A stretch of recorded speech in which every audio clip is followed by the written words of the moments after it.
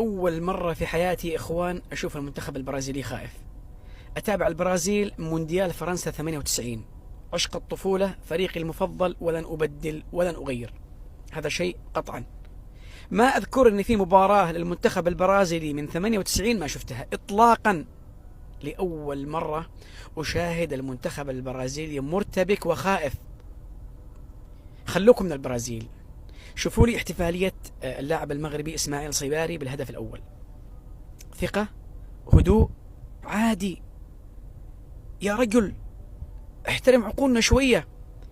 انت تحرز هدف امام المنتخب البرازيلي وفي حدث اسمه كأس العالم وبهذه الطريقة، ويحتفل بهذه الطريقة عادي كأن شيئا لم يكن.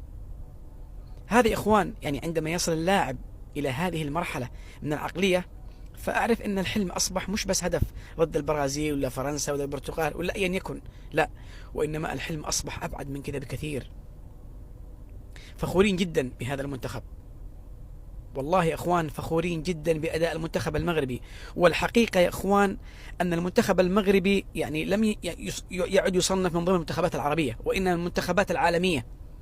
وإذا في منتخب سيتوج بكأس العالم من خارج أوروبا وأمريكا فهو المنتخب المغربي لا شك، إذا استمر بهذه الوتيرة من التصاعد.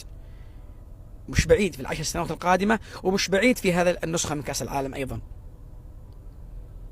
عندما يصل اللاعبين إلى هذه المرحلة من العقلية فاعرف أن الحلم بعيد، وأن المنتخب المغربي عدى مرحلة كبيرة وسبق المنتخبات العربية الأخرى بمراحل.